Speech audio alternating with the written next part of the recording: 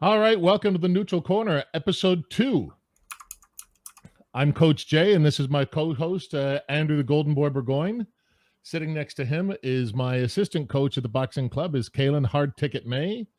And joining us as a very special guest host is one of the best female boxers that I know, world-ranked amateur boxer Scarlett Delgado. Hey, Scarlett. Hi, Coach. How are you doing? Doing great for the second time. I apologize. So just a couple of minutes ago, we recorded about 15 minutes of this, and I totally didn't hit record. So this is our second go through. It's okay. It happens. It happens. All right, so let's go back through the stuff that we talked about there. We were looking to hear a little bit about you. You compete at 54 kilograms? Yeah, 54 kilograms. Yeah. And this is, so again, the conversation's about to come up here that I'm going to set you up for. Scarlett and I met in Montreal at the National Training Center when I was up there training for about a week for a talent ID camp. And it was filled with world-class boxers across the board. It was a fantastic experience for me.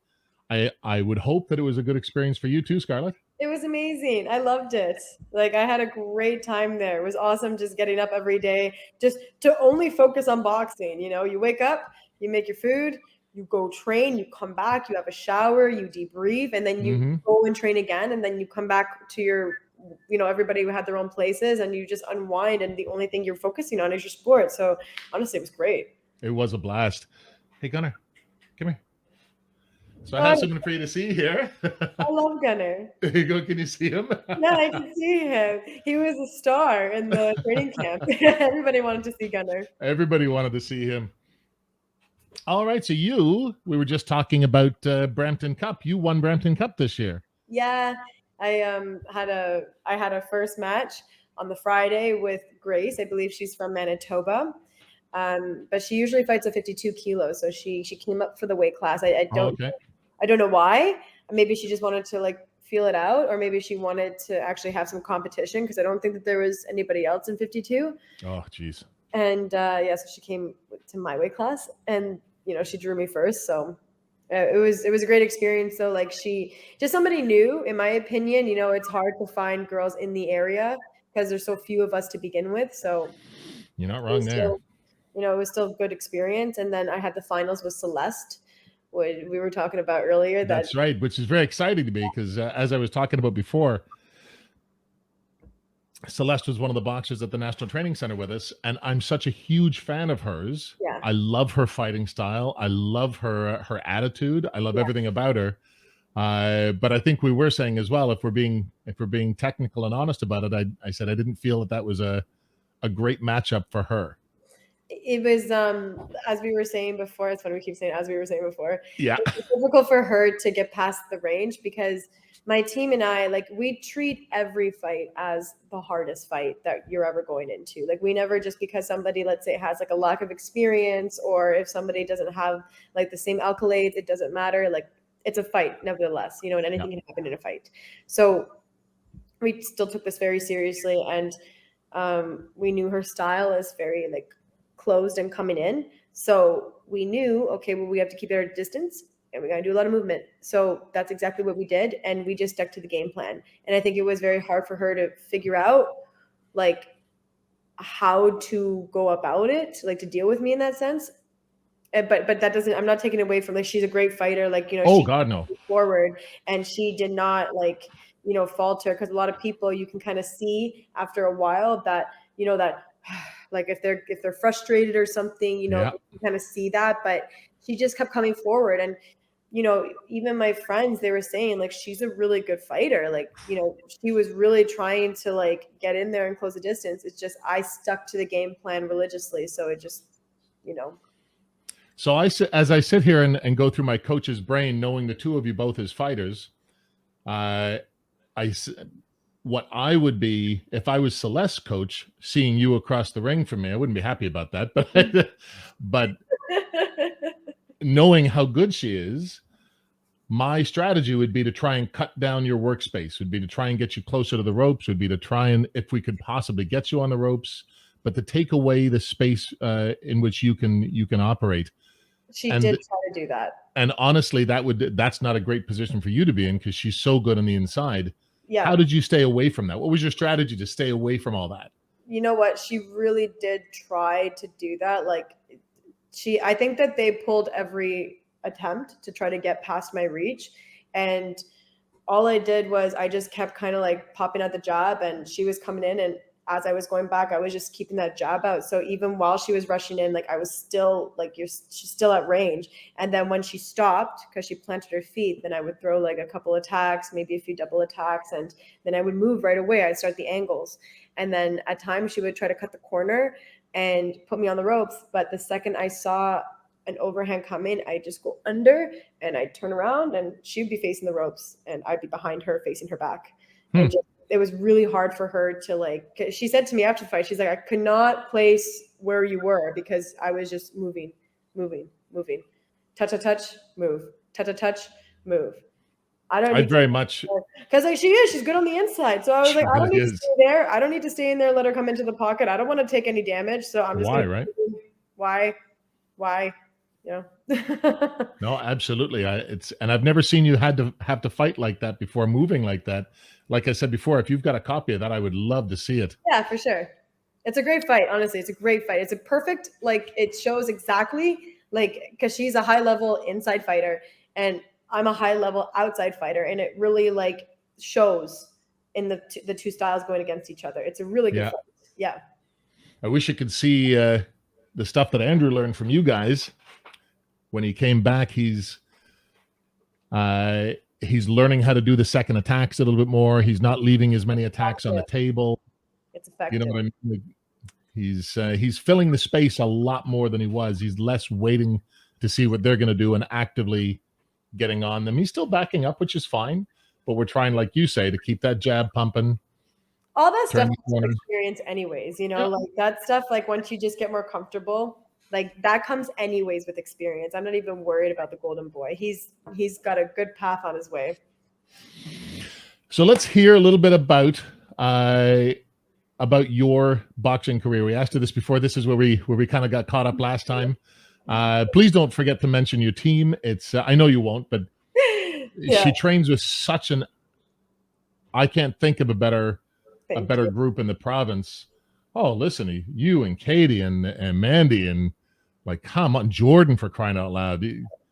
Who has what other boxing club in Canada has that collection of high level boxers? I wish. No, it's a dominant team for sure. Like I'm very blessed. I'm very lucky. I'm very grateful because it was a process in the making. Because you know, Sydney, he's himself like a phenomenal former fighter. Like he was a champion in the pros, and you know he's carrying on his legacy with us, which is kind of funny. I don't think that he ever planned on having a female team like this. You know, it's not something that's like, oh, I'm gonna try to, you know, collect these girls and just make them champions, right? And we all came with already our accolades, but what he did was he really fine-tuned it, and he created a team environment for us, and that's where we really grew with each other. And it all began with helping Mandy go to the Tokyo Games, right? Because we all came together and it was like, hey, we need to give her 100% our best skills so that we can help her get prepared the best she could with the COVID circumstances.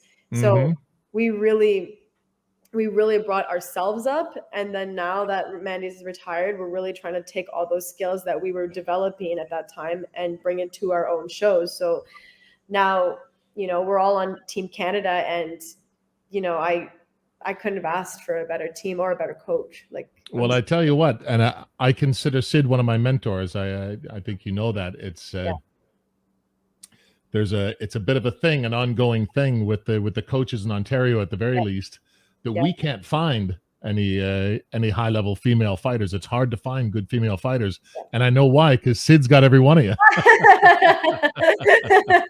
We have Mackenzie Wright, Jordan Conrad, Caitlin Clark, Mandy Bujold, who's retired now, but she's still active. Like she cornered me.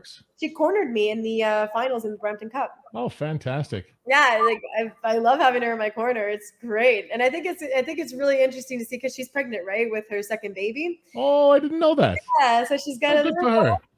And Please congratulate her for me. of course, and I think it was really interesting for people to see because it's just me from the team there that day, competing. I mean, so there's Mandy, who herself is a two-time Olympian. Yeah. She's got a little baby bump, and she's doing pad work with me. And then just the two of us are walking to the ring to go in the corner. Like, I think it's really cool to see that, just to see how far women have come in the sport, where even pregnant, you're doing pads and you're bringing me to the ring to coach me in a fight. Like, I think it's pretty awesome. That is pretty cool. Do you guys does Natasha still train with Sid? No, I never went there when she was training there. I went there, like, I mean, I wasn't part of the team when she was there. Oh, okay. Yeah, I think that she already left the team like way before I got there. Gotcha. Seems like all the high level women at least go through Sid. Yeah. Yep, for sure. For sure. All right. Well, it's funny you say that about talking about the growth of women in the sport, because that's actually one of the first topics that we want to talk to you about. First thing I wanted to ask was, mostly because of the conversations you and I had on the way down to and back from Michigan, was what is your thought on the importance of role models for young women in boxing or in any sport, I suppose? This is a very strong topic. Like, I take this topic very seriously because when I was growing up, the women in sports, it wasn't as dominant as it is now. Of course, like, women in sports, and mostly we can thank Ronda Rousey for that in combat sports, because she really let it explode for the women. Mm-hmm. I think there was like a strong stereotype that if you were a female and you're going into a combat sport, that you had to be a lesbian. You had to be like this really rough, really like grudge-headed kind of person, which is totally not true, right? Like, I know so the old what was her name, Katie, in the 80s, the big female boxer in the 80s. I'm embarrassed that I can't remember her name. Katie, are you thinking of I'm thinking of a girl right now, and I honestly, Martin. Christy Martin. Christy Martin, Katie. Yeah. Christy Martin, yes. So that kind of a person, Christy Martin, would be what they would have, the kind of girl you're talking about. She wasn't even, no, she's bisexual, but because she's thick, she's tough, she's like, fantastic fighters, you know what I mean? Whatever. But I think that they think if you are a female going into the combat sport, that's what you have to be. That's what you have to look like. That's right. Stereotype. Like, in the past, that used to be the stereotype. And now, because of like Ronda coming in and like really bringing it to surface for like, what women really, that to give women a chance in this, right? A lot of times people didn't want to see women in combat. They don't want to see a girl get punched in the face. They don't want to see this kind of stuff. And then seeing like how women, when you give them the opportunity and what they can bring to the table at such a high level, it's even, in my opinion, sometimes I love watching the women's fights more than the men's fights, because they're so technical, they're so disciplined, and they have that fire. Like, I need this, like they really had that determination. Like, I have this spot finally on the stage, and like I want to take advantage of it completely. There's not absolutely.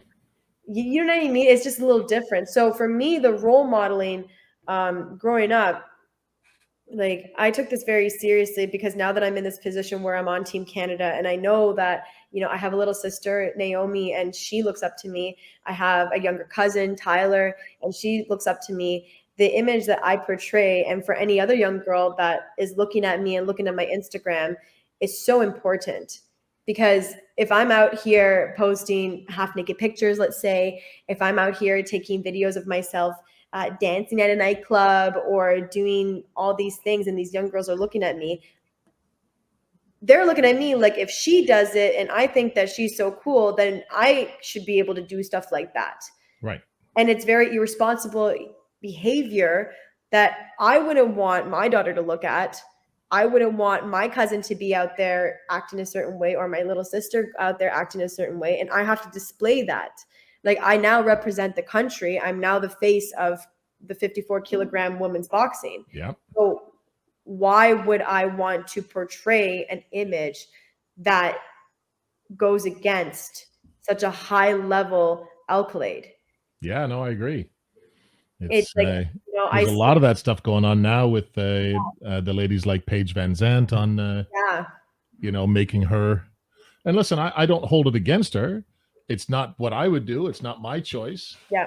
But I did wonder because I know you're very big into the role models and the women in the sport.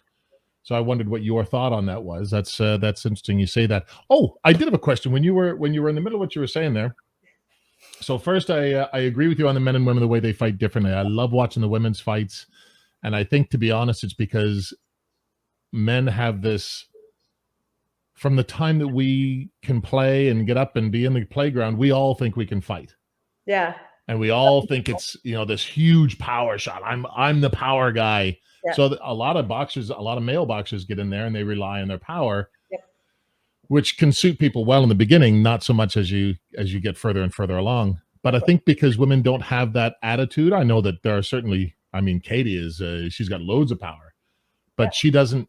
She didn't grow up with that attitude of power is everything. So when women box, they rely on their skills, and if they're powerful, that's cool too. But Yeah. I enjoy that.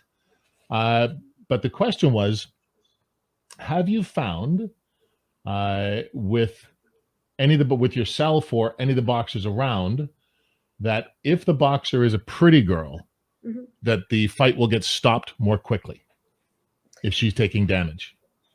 I haven't personally, like, I've never seen that, and I've never heard of that either. Like, I've never had anybody complain to me about that or like say that that was something that they witnessed or experienced.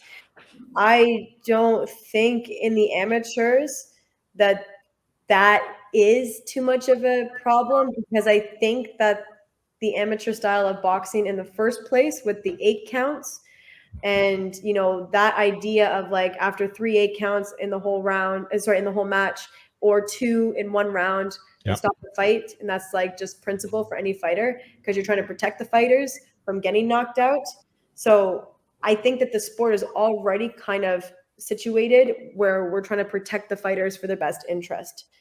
So I don't think I think that if a girl's just not doing well, like I think it would be the same if she was a lesser attractive girl anyways, Hmm. or if she was a rougher looking girl. I think that they would do Mhm. the same, in my opinion. In my opinion. Now we did have one fight that now one instance is not enough to be able to say that this happens. Yeah. So I understand that, but we did have one fight where we felt that happened. If you remember, Andrew, at Brampton Cup. Yeah, I know exactly which one. So we had a young girl who, if it ever, she's not been as consistent lately. I would have loved for you to have met her. She had at the time 3 fights, and in those 3 fights had won 2 tournaments already. It was doing super well. She was a very good boxer. She dominated the first 2 rounds, and the third round she got a little gassed and took some shots on the ropes, and he stopped it immediately. And after she had given the other girl, I think, Two 8 counts 2 8 counts already and a bloody nose. and a bloody nose, and they stopped it right out as soon as Brooklyn got hit, because she's a pretty girl, but she's also quite a bit smaller than you. Like, she fights at like 105. Yeah. Tiny. So she's Yeah. she's very thin. So I wondered at the time, like, it didn't seem to be any other explanation for it, but it certainly is not widespread in my experience. But I don't have a whole lot of female fighter experience. Right. Well, yeah, I don't, like I said, I've never really even heard of that. Mhm. I mean, I'm sure it's happened because it's all in the discretion of the referees in the end of the day, but it's not something that I've personally seen. So the next thing we've got for you here is, what is your take on women fighting shorter rounds in the pro ranks? They're making a big deal about it right now. Clarissa Shields is trying to champion going to 3-minute rounds. Yeah, I don't understand why they would not have like the full rounds, because I mean we do 3 3-minute rounds just like the guys. Like we had that in the beginning. Like when I first started fighting, I remember I was 4 2-minute rounds. Yes. And then I remember going into the 2016 Olympics, Mandy, that's when they changed it to the 3 3-minute rounds. That's right. So I don't know why they would not do the same in the pros, especially by now. Like it's been 6 years. Like I don't know why. I think that it's just something like, okay, like if we're already showing that we can do that, You know, like why not just make it equal across the board? And if it's not doing well, then discuss to go back. But I don't think that, like, I don't I see think there's enough evidence with the amateur fights to say that it's yeah. doable. I'm not sure if you know this, but the WBC in 2012, so 2012, this is within the last decade, Yeah. actually came out with a statement that said everybody knows that women's menstrual cycles take a lot out of them and they wouldn't be able to compete. Yeah, I know. So the 10 rounds as opposed to 12 and 2 minutes as opposed to 3, that was their explanation for it. Okay, well, like, here's the thing is that, like, yes, it does take a lot out of us, but at the same time, that doesn't make a difference. Like, in a sense where, like, if you agree to do a fight, like, you know, if you're already in the fight game, if you're already in a combat sport, like, I'm a woman, so Yeah. I've been in this sport for 10 years and I'm aware of my cycles. Like, I'm aware of, you know, what's going to happen. Yeah. And it doesn't mean that every time I fight is going to be on my cycle as well. You know what I mean? Yeah. It doesn't. And when I am on my cycle, like, I've been doing the sport enough where I know what to do. Like, Of course. you know what I mean? It's not like, oh my God, I've never had this happen before. What do I do now? It just seemed like a really ignorant thing for the WBC to come out and say that. It obviously is something that they're just grabbing for straws, trying to, Yeah. like, you know, figure out something and to put it on something like that. I'm surprised they haven't gotten backlash for that. I am also surprised I didn't hear, because I just read about that today as I was doing research for this. Yeah, I no. got one final question for you before we get into the regular podcast here, and we kind of talked about this, so I kind of half know your answer anyway. But favorite boxer, both amateur and pro? Okay. For the amateurs, male or female? Either. In the amateurs, like, do they have to currently be in amateurs right now? No. Whatever. Okay. So Katie Taylor. I love Katie Taylor. She's not stopped. No, well, she's not in the amateurs now. Now she's in the pros, right? Right. Yeah. Yeah, I love her. I think that she's absolutely amazing. She's a phenomenal fighter. She is definitely, like, somebody I look up to in the sport. Like, just her style, her resilience, and even watching her in the pros right now when she had that fight with Amanda Serrano, that was one of the most amazing fights that I've seen in women's boxing, because you have, like, a real pro boxer like Amanda, like, that's been her style throughout her career, and then you have Katie that already made the transition but has this, like, phenomenal amateur career. And, you know, there was a punch that she got that everybody saw. You know, Amanda gave her a really good shot and it almost knocked her out. And the way she came back, like, that for me was... It took her 3 rounds to recover from that. And yeah, she but still she did. came back. It was amazing. That's what, like, that was why I was like, this is why she's my favorite fighter, because the resilience, the heart, the mindset, like, people don't just come back from those kind of shots. Like, a lot of guys you see, they get a shot like that and they're down. Yep. The fact that she came back, I was like, this is why she is she is my favorite female boxer, and she, in my opinion, is one of the best. Oh, I'll tell you what, I'll one-up you on that, Scarlett, and I'll tell you, I think that was one of the greatest fights, period, that I've ever seen. Oh, yeah. It was unbelievable. The fact that she dominated early, but then she got broken down because Serrano started to figure her out in the middle rounds. But the amazing thing to me was, it's very difficult to go from, I'm dominating you, you figure me out, and I start losing pretty badly. She rocked her there that once. And hurt her a couple other times during those rounds, and she was still able to dig deep and figure Serrano out in return. It was amazing. What a fantastic fight that was. Oh, thank you very much. I was actually thinking no, that was amazing. What a great choice, Katie Taylor. And for pro, I have to say Julio Cesar Chavez. I love his style. I love the way he fights. He's like what was he? He was like 89 wins and 1 draw, 0 losses. Like, 89 wins before a loss. Yeah, that's insane. He was an incredible fighter. Like, hands down, my favorite pro fighter. It's so bizarre to me and I knew that was going to be your answer, but it's so weird to me because I say it very often that he's maybe the only boxer that I know of off the top of my head that barely uses his jab. I know. and you're so jab heavy. You're so good at the jab. I'm surprised that his style is so completely opposite to you.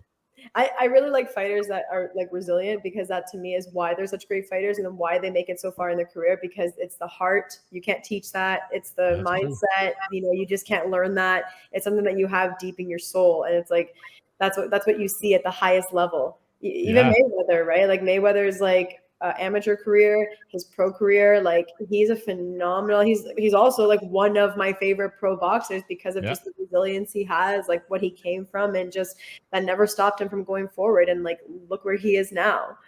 Like some of these people, right? They're different. That's why they are who they are. They are built different. You are not wrong there. Yeah. All right, so we kind of knew what that was. I knew you were going to be Julio Cesar Chavez. That's no surprise. I'm a huge fan of him as well. Awesome. So let's get into the first topic of the night. Boxing news. Jake Paul cancels the Rockman Jr. fight. What's everybody think? Rockman Jr. Not surprised. Yeah, he was going to fight Hasim Rockman's son, who's 12-1 right now in pro boxing. The whole topic about the Jake Paul, Logan Paul, like I just kind of find that the whole thing about them is just ridiculous. I think that it's making a real mockery of boxing, the art. Oh, you and Andrew will get along well on this topic. Yeah, like, there's so many. I was speaking about this with some people earlier this week. I was like, if you look at, for example, Mexico has so many amazing boxers. You know, like just phenomenal athletes come from Mexico. Yep. And if you go into some of these smaller towns, you'll find these fighters that have been fighting, and they will never have the same opportunities as some other people in Canada and the USA to make it onto that stage to get their shot. Yeah. You know, but because this guy had money from YouTube, train, not and then he gets to go on that stage when there's people, like I said, that have real talent that would do so well on that stage, you know, with everything, the whole package, and they'll never get that opportunity. So I just think that like he didn't have to work for that spot. No, like, so this is actually leading into the next topic, because we were talking about that. So I'm just going to quickly go to Andrew and Kaylin here. What's your thought on the cancellation of the fight? I am a touch disappointed, only because I thought I was finally going to get to see Jake get absolutely worked over in the ring, because I did not think he had a chance against Hasim Rahman Jr. Despite the fact that he was coming off a loss. He was coming off a loss against a guy who was 19-0 and is Tommy Morrison's son. Right. Which also begs the question, why didn't Jake go after that guy and not the guy that he just beat? Yeah. So I'm kind of disappointed I didn't get to see Jake lose. But the fact that we're a week out from this fight and there's some ridiculous in-contract weight issue seems so Jake Paul that it doesn't even surprise me. Yeah, it seemed like that to me too. It seemed like he put those weight restrictions in there. Unrealistic rehydration clauses. It's like somebody who hasn't been in boxing for long. Exactly. It seemed like he wanted a way to fight a bigger fighter without having to fight a bigger fighter. Have you heard about the weight, like what was in that contract by any chance? Me? Yeah. No, I didn't see. I honestly, anything to do with the Paul brothers, Logan Paul, Jake Paul, I'm like, I don't even want. I heard about this yesterday because I heard that the fight got canceled. Yeah. His opponent couldn't come, like had to weigh in a week out at what, 200? 200, yeah. At 200. And then 3 days before the fight, he was allowed to weigh at 215 or 205. Yeah, 215. And but then he's like 215 now. But he's 215 now, and so they called off the fight because he didn't come in 15 pounds of where they agreed. Right. The problem was they wanted to restrict his ability to rehydrate to his normal size. Yeah. Because you couldn't make that jump like that. It doesn't make any sense. So no, you're right. It's when he's fighting bloated retired welterweights from the UFC, right? Well, right. Nobody cares. Askren. And oh my god. Yeah. So it is funny. This actually goes right into the next topic. Jake Paul, is he good for the sport? No. So I I know the point that you're going to bring up, Jay. Well, I'm gonna play the devil's advocate. On one side, I mildly agree with you because Jake Paul has brought new eyes to the sport. Yeah. Whether it's guys that are just watching Jake Paul or they're guys who started just to watch Jake lose and are now introduced into combat sports and are genuinely interested in it. Yeah. That is good. Jake Paul as a person is not good for the sport. Not in my opinion, no. Why? Is it the childlike trash talk? Is it? It's everything. And it even goes into what Scarlett had said earlier. He's entitled. He does not at all deserve to be in the position that he is in, making the money that he's in, because he's not a guy who came up from nothing to be he's not a boxer. And I'm saying this, he's not a boxer. He's an influencer who is interested in boxing right now. 5 years from now, we are not going to hear about another Jake Paul fight because he'll be bored of it by then. I would agree, but right now, how would you differentiate him from, say, Ryan Garcia? Other than the fact that obviously Ryan Garcia is a good boxer.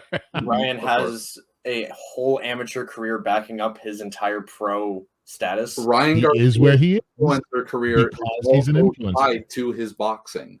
Jake Paul was a YouTuber, Disney star, influencer, and now he's a boxer. Ryan Garcia was a boxer, and now he's also an influencer. I will add on that because he's right. Like in one way, like it's good for the sport because of the fresh eyes, and that's the thing is that with media, people like, let's just say, sexy topics. People like the controversy. It gets them curious, and it gets people in the views for boxing because everybody has been really going into UFC nowadays, right? And there was this whole controversy like, oh, is UFC taking over the boxing world and boxing is becoming boring because people are getting now desensitized because when you watch UFC, there's so much more action, head kicks, arm breaks, this, that. So when people go from that to watching boxing, which is more of like an art form of a combat sport, it's boring for those who are not really competitors themselves and they want to see more live action. It's like boring for them now because now they want more. So this is kind of like that juicy more because it's Jake Paul. Like he's not even a boxer. Like what's he doing going in there? Everybody wants to see him get knocked out. Oh my God, he actually won. Like, oh, well, I still want to see him get knocked out. And so then he's going. And so I get it. But at the same time, for real athletes and for people who do enjoy the sport because of the authenticity of the sport, it's a mockery because this is just taking away and taking the legitimacy out of having real fighters up and coming because he's taking the spot of somebody that could be an actual fighter coming in there, getting experience and, going on with their career kind of thing. So my counterpoint to that, and I am going to play a little bit of devil's advocate, is someone like Hasim Rahman say. Now, I know the fight was just canceled, but someone like Hasim Rahman, I watched his father fight. I'm very familiar with him. I'm very familiar with his career. I didn't even know his son was a boxer. Now I do. So you've got a young boxer who would not have had that opportunity if not for Jake Paul. Right. Same thing as some of the undercard. These are guys that get built up, eyes on the sport. Even if it's only him taking a spot, would you not say that him bringing eyes to the sport, there's a residual effect that the rest of the sport gets watched more as well? So other than the fact that it insults fighters and coaches, because I'll be clear, it is a mockery. And I do feel gross when I watch him about the sport that I love. But is that just insult and we're reaping the rewards of his spectacle? I mean, in a way, yes, because like we're going back to the media thing, right? The media is what get the views and it makes the boxers money. And at the end of the day, like that's what we, athletes, as we aspire to have when we go professional is like the, not also from the sport, of course, just the accolades in the sport, but also too, if you're going professional, you're expecting to get a paycheck. Yeah. And you're going to get that big paycheck with somebody like Jake Paul. If you're going to fight him, that's like, well, it is what it is, right? And that's what kind of sucks when you want to be authentic to your sport, but then the reality is you're still relying on that media coverage for that. Yeah. The kind of double-edged sword to this now, though, is because the event is canceled. Yeah. There's I would place a very safe bet on the fact that they're not going to rebook the Hasim Rahman Jr. fight. And Seems that because of that, likely, yeah. now nobody's going to talk about him anymore. So he now had this big influx of eyes on him because he was going to be the guy to beat Jake Paul. And now the fight's off. No one cares anymore. But And that's now on for him, the though. That's guys on the main card and the undercard, they were training their asses off yeah. for Oh, weeks for and sure. weeks for this event, and now it's canceled, and now nobody gets paid. Now nobody gets paid. There's that aspect of it, absolutely. As for Rockman maybe fading into obscurity, that's on his team. Like, he was in obscurity before. Maybe he does go back to obscurity, but he's had a couple of minutes of fame. Do something with it quick. Keep your momentum going. That's on his team. That's his job. But for the rest of it, for sure, nobody gets paid. So I've got a follow-up to that, and this is going to be a good one. Triller. Now, I know that Jake Paul's not fighting on that platform anymore, but they've had 2 shows, the first of which was like it was like it was run by 4-year-olds. I've never seen anything like it. I mean, I come from a media family, so I haven't I'm very seen aware. anything like it since the next Triller show. The next Triller show is considerably better. I see their point. I see what they're trying to do. Boxing, like Scarlett was saying, is kind of the old establishment, and they're trying to make something young and sexy. They're failing miserably, but they're slowly zeroing in on maybe something that would work. Do you think that they can be good for the sport, or that maybe what they're attempting to do, somebody else will pick up and do it right? So I don't think Triller has done what they needed to do with the interest that they got from that first Jake Paul fight, because they were the ones who did the promotion and did everything for the I think it was the Ben Askren fight was on Triller. Yeah. Since that event, which that event in itself was an absolute clown show, It was unbelievable. not interesting to watch at all. Did you see it at all, Scarlett? No, I didn't. Oh You my didn't God. miss much at all. There was Everything from Justin Bieber was on commentary to stage. Production was Yeah. just so far beyond what I wanted from a boxing show. Right. Even if they had just delivered on Paul versus Askren, oh my God, I can't even Even go. if that went well. Even if that went well, the rest of the card was abysmal. And Their announcers were high as balls, drunk, unprofessional, and they had Oscar De La Hoya on there. And he did an embarrassed absolute himself. Fool of himself on the commentary table. Yeah, he did. Well, just hearing this right now, like, I mean, I didn't watch it, but it just kind of seems like It's ridiculous. they're trying to like put shows. That's like, exactly it. Yeah, Yep.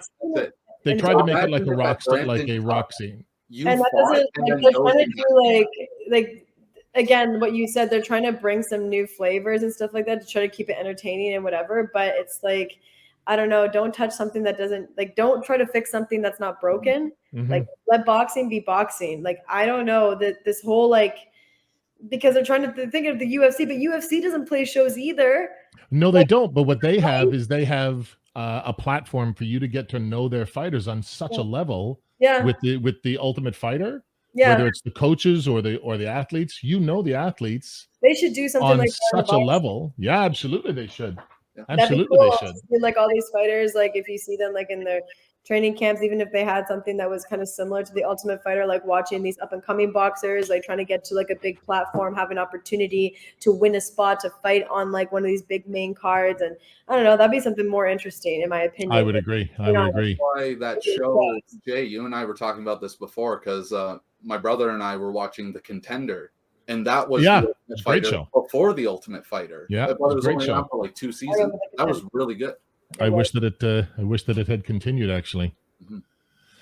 No, so the final note on that for me is that I don't think Triller's good for the sport, but I hope that the attitude of trying to find a solution to bringing a little bit more, I don't want to say spectacle, but interest, trying different things to find interest, like the shows, things like that. I hope that attitude infects somebody else, because I'm tired of seeing Triller. So here's a good one for you. Which one do we do first here? Inoue. Is everybody familiar with Naoya Inoue? He is the forgotten pound for pound great. So There it is. Does Inoue belong at the top of the pound for pound list? He's often forgotten when people talk about it. People talk about Canelo. People strangely talk about Fury. People talk about Spence and Crawford and Lomachenko sometimes, but rarely do they talk about Inoue at the top of the list. Is that a mistake? At the top of the list, I don't think he belongs there. He is in the top 5, absolutely deserves to be in the top 5 pound for pound list today. Inoue is an animal, and it's a shame that more people don't talk about him. I don't think he belongs at the top of that list, but he does belong in the conversation, at least within the top 5. What do you think there, Scarlett? I'm a little bit disappointed in these areas because I actually don't follow like the boxing to a T as everybody would assume that I do. I actually know so much more about the UFC fighters. Oh, we sometimes talk about that too. We talked about it last week, actually. So I'm actually a little bit disappointed in these topics. Like I don't keep track of it all. Like, cause you know what it is. And I say this to everybody, because of my training, because of my work, I never have the time to sit down and just like watch boxing. Because by the time I get home and I'm exhausted, I eat, I try to spend some time with some loved ones, and then I go to sleep, maybe watch a movie. Yeah. Like, you know, it's just that's just how it is for me. I tell you what's hard for me, and you guys you've all been in the ring. You can tell me if this is common to you guys. When I sit down to watch boxing, unless I've got like some beer there and the boys are there, I find myself watching fights, and within a round, I've sunk into coach mode and I'm breaking it down, which means I'm not really sitting enjoying the fight. I can sit and enjoy UFC, but I sit and watch boxing, and all of it within a round or two, my brain starts working on it and looking at it like a coach, and it ends up being less fun. So I sometimes don't watch. If I don't have a boxing party, a watch party like we sometimes have, and I sometimes don't watch, because sometimes I'll find myself mentally fatigued about halfway through. I'm like, what am I doing? I get it. I understand that, because I feel like that with the UFC. I start like saying like, oh, why aren't they doing this? What did they do for that? Like I totally understand that. Yeah. All right. So here's another one. Might not be I've got a couple of good ones for you at the end there, but we've got it's very pro heavy this this episode. Andrew Ruiz is back in the news. You can see it. You can see it. Yeah. He's back in the news with talking about fighting Ortiz.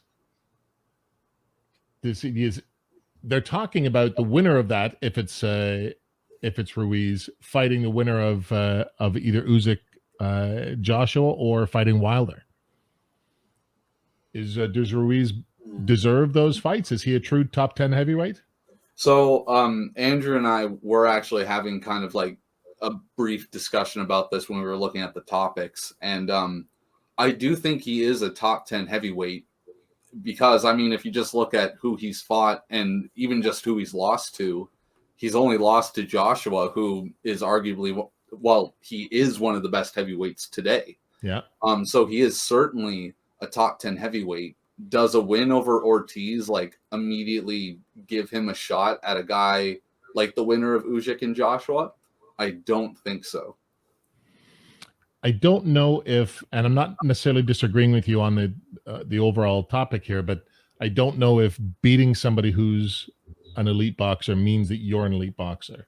I don't think anybody would have said that Buster Douglas was a top 10 boxer, even though he was a good boxer. Mm-hmm. But I don't think anybody was going, oh yeah, he beat Mike Tyson, he's a top 10. No, he wasn't. He trained hard. Mike Tyson didn't. And as Scarlett said earlier, it's a fight. Shit happens. Yeah, it's true. I never believed, like, I hate to use a UFC reference. But do it. Please do. I love the UFC. Nunes and Julia Pena, right? Because they just had a rematch, and you know, Amanda just wiped the floor with her. Now, like, shit, did she ever? Example of like the last they had. You know, I don't think that Amanda really took Juliana seriously. I don't think she did. They're like, oh, there's nobody else for them to give me. Therefore, they're giving me this girl. So she didn't take it seriously, I don't think. And then that's, she got caught like a rear naked choke. And then she obviously took this fight more seriously. And you could see a few times that she just was like playing with her, because I think it was like 4 times that she hit her with like an overhand right, or 5. And like first 2 rounds, yeah. And just drop. Like she went, like the impact hit her and she like flew in the air and then off. Yes, I did see that. It was insane. And Amanda is really good at finishing at that point, but she didn't for all those times. And I think she was just playing with her just to prove a point. Like, there's been some talk of her being nervous.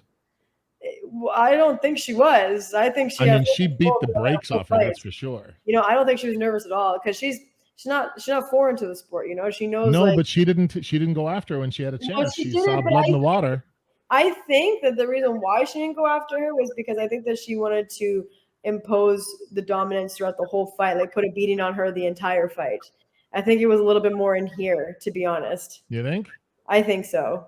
I agree and disagree, only in the sense that, like, I agree that she wanted to prove a point, which is why I think she was going for those takedowns in the later rounds. She was like, you're known for being really good off your back, so I'm just going to take you down and beat you up on the ground now. Yeah. But in those moments where she really had Pena hurt, I think she could have finished the fight if she wanted to, but because Pena is so good off her back, even in those moments when she was hurt, she was throwing up submissions. And that was pretty much all she had for that whole fight. I just think she was being safe. She was being smart.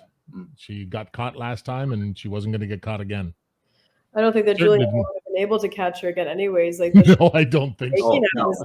This girl looks like her lights are about to be out in a second, but she can take a shot. Like, can she ever? Holy smokes. Yeah. Nunes definitely dominated that fight, though. Make no mistake. 50-43 on one scorecard. That's a shutout. That's crazy. So it begs the question. Here's an MMA question for you. Then further to that, how close is she now to being considered the GOAT? Does Juliana Pena actually add to her legacy? Does it add a bump in the road? Does it add to her legacy because she was able to recover from it? Does it detract because she lost to a lesser fighter? It doesn't detract, that's for sure, because, you know, this lesser fighter that's going to beat her. So I don't think it detracts. I don't think that it necessarily gives her an extra, you know what, maybe it just imposes that, like, because for example, Joanna, right, the Polish one, when she had her losses and she had her rematches, she still lost in her rematches because she couldn't mentally overcome that barrier, right? Yep. And then Amanda, on the other hand, she knew, okay, like, this is where I messed up and this is where I fell short. So, like, I'm not just going to come back, but I'm going to make sure that there's no denying that I'm going to be the champion at this point. So I think that the fact that she could lose it and then come back, I think that does actually give a little bit extra to her, you know, let's say finalizing her status as GOAT. Because, I mean, I think that her fights anyways leading up to that has already imposed that. Like, she took out Ronda, she took out Chris Cyborg, she took out everybody that had come up to the challenge. She made a slip up and then still beat that same girl now. So I will tell you, and the two boys will tell you as well, that I actually think if you're a champion and you haven't lost, it's difficult to say, like, how great a champion were you? Did you dodge fights? She's had a loss though before. She has. But since she came into her own, this is the first time that we got to see maximum amount of adversity in front of her. Yeah. How does she deal with that? Like you said, how many fighters have there been? Yeah. Crow Cop was never the same after that head kick from Gabriel Gonzaga. Ronda Rousey was never the same after Holly Holm. Mm-hmm. You know, and it's not because they were physically done. They just mentally couldn't recover. Yep. You know what I mean? So I actually do believe that this adds to it. She found somebody who had the performance of her life and beat her one night, and she came back, made the adjustments, and was just as mentally strong as before. It was not a close fight. No, it wasn't. It wasn't like it was a tit for tat. Juliana, she got her cards done to her. Yeah, you made me tap. I put you in the hospital. Yeah. Oh, yeah, really good one. So here's another one. Sorry, it's pros again. Klitschko brothers. Whether it's Vlad or oh my goodness, Vitaly. Thank you, Vitaly, who's actually my favorite of the two. So me forgetting him is silly. Where do they belong in the all-time ranks, or do they both? Vlad, absolutely. Vlad, I think, is certainly one of the best heavyweights of the last 20 years, and that's almost an undisputed conversation.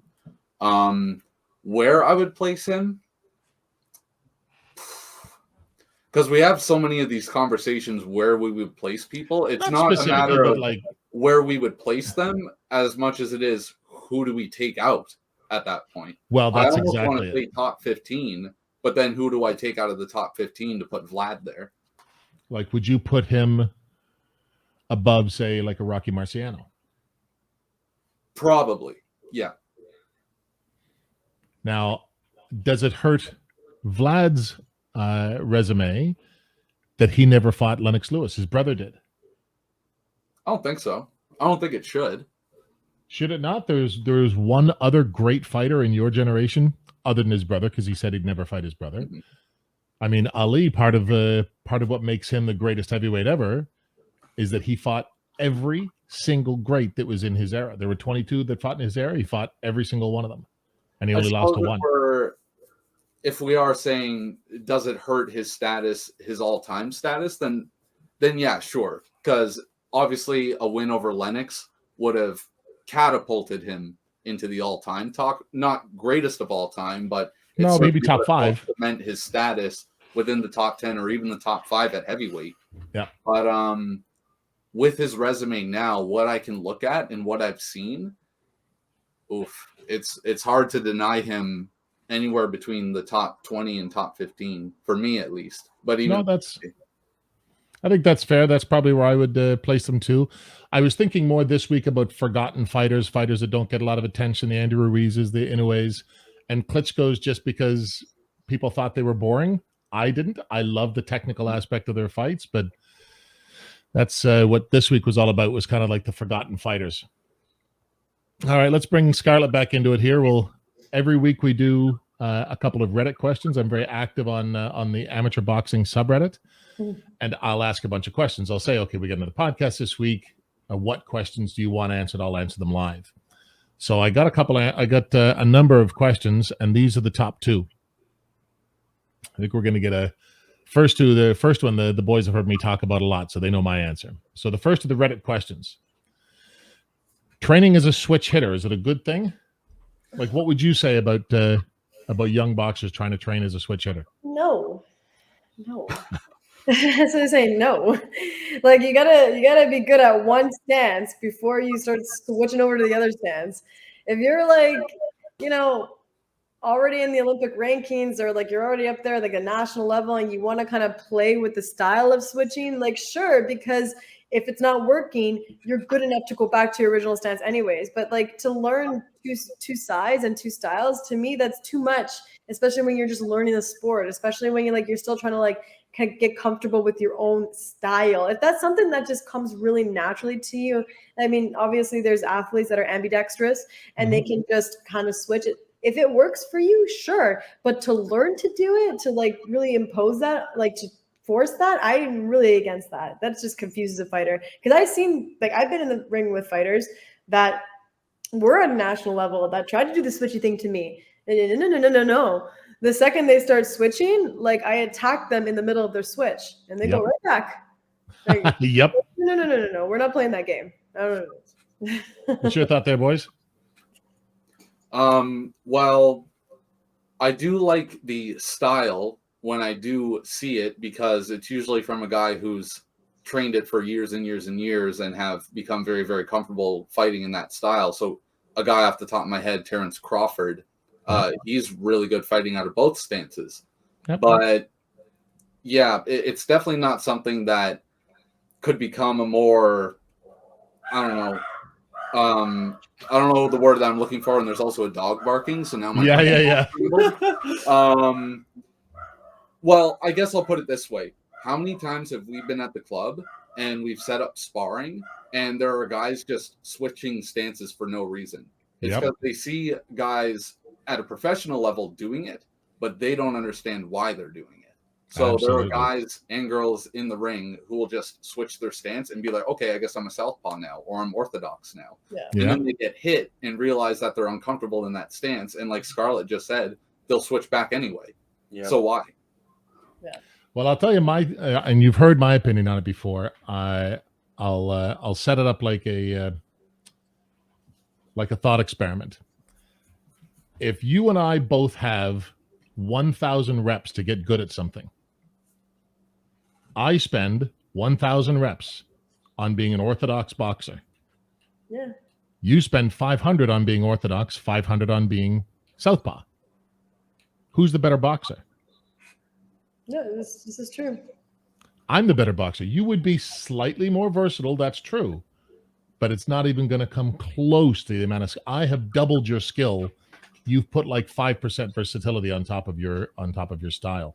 And I'll liken that to the same thing as when new guys come in and they want to train in the Philly shell, or they want to train peekaboo, or you have to get good at something before you can break the rules. Mm-hmm. Anybody who saw Roy Jones Jr. fight, he broke every rule in the book when he was fighting professional.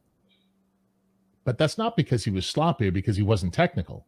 That's because he was, barring the biggest ripoff of all time in his Olympic medal, he was a gold medalist in the Olympics. Mm-hmm. Like when he was in the amateurs, he was extremely technical, high guard. You'd never expect to see that from someone like him.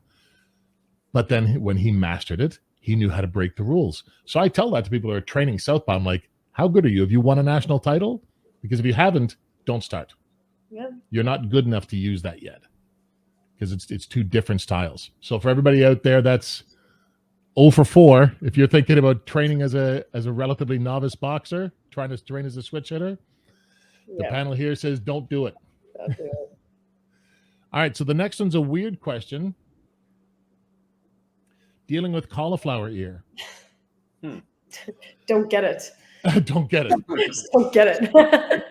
So there's something I want to clear up before we even start talking about it. It's the only reason I included this one is because it contains a misunderstanding.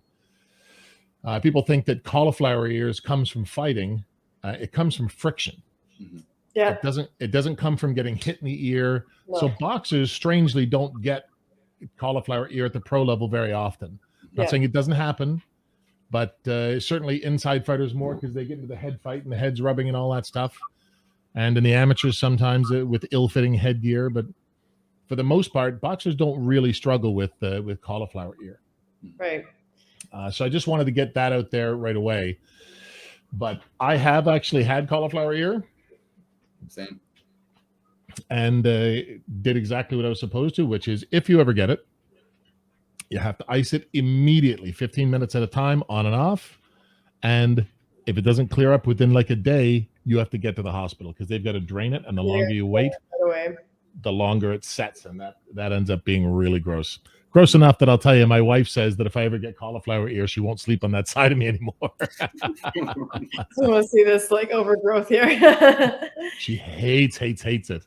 She asked me about it. I'm like, it's kind of a trophy for fighters. I'm like, nah. I don't see it as a trophy at all. Like, I've never had cauliflower ear, and I used to be a freestyle wrestler. That's right. I forgot about that.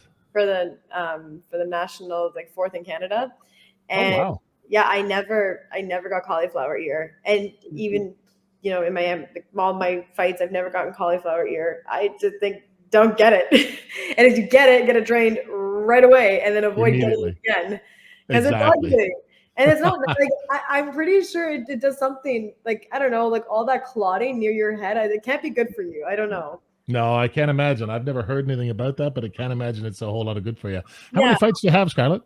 63 in the boxing. 63. Wow. Yeah. So that's the end of our topics for this week. What I did want to do is if you've got anything final to say to any of the girls watching out there, about girls who are just getting into the sport or thinking about getting into the sport, or maybe it's too much of a boys' sport. Do you have anything to say to them? Definitely not too much of a boys' sport. I think that it's a wonderful sport, that it's a perfect way for anybody to really know where their limits are, because it's hard for somebody, like, you can train boxing, you know, you can go in, you can even sparring sometimes can be intimidating for a lot of people. A lot of people can't even step into the ring just to do a sparring session. Mhm. And I mean, we've had fighters before drive all the way out to Sudbury, and which is 3 hours from where I am, and their opponent cannot even, like, they weigh in, they do their warm-ups and everything, but then right before they get into the ring, they get shocked and they can't even make it to the ring. No It's like, way. that's the limit there, right? Like, some people can't make it to sparring, some people can't make it to the show, some people can't make it just into the ring. And I think that, like, it's a really good experience for anybody to try just once in their life at minimum, just to see, like, where their limits are and where their heart lies, because it really takes a fighter in their body, mind, and soul to get in there and to do it. It's not just a brutal sport. It's a real meditation. It's a chess game. I like the way you say that. That's awesome. It is. And so I think that anybody who wants to try it, absolutely go for it. And it's not about the win or loss. It's not about, you know, whatever. It's just, how far can you put your limits? And then maybe you want to take it to a national level. Maybe you want to take it to an Olympic route, but maybe you don't. Maybe you just want to just try it. You know? That's awesome. Have you got the Olympics in the future for you? Absolutely. 2024, Pally. Nice. I'm glad to hear it. I'm gunning for that right away.